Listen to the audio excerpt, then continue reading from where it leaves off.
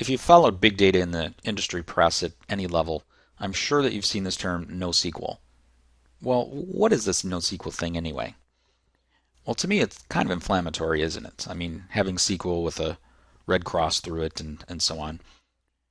But really, NoSQL isn't supposed to mean that we hate SQL.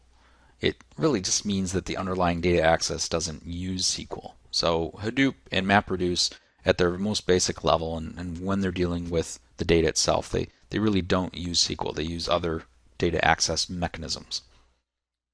So while that's true though, it doesn't really mean without SQL either. Hive, for example, is a wildly popular access language for Hadoop and HDFS. I mean, this is something that was developed at Facebook to allow SQL analysts to access the big data that Facebook stores. And it puts a SQL layer on top of HDFS.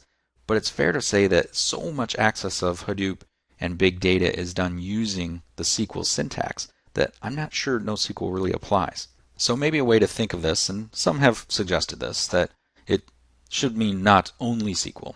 Because these Hadoop technologies, they do extend traditional SQL in different ways and do things that SQL can't do.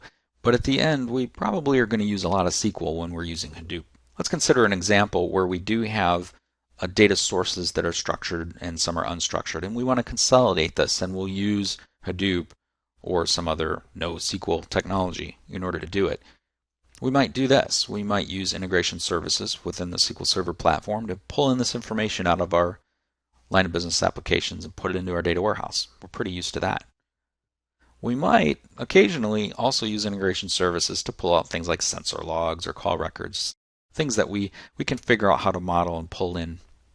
But we might also use a NoSQL technology like Hadoop to pull in information that isn't that easy to model in a relational data warehouse so that we can pre-process it and turn it into something that we can actually store in our relational data warehouse.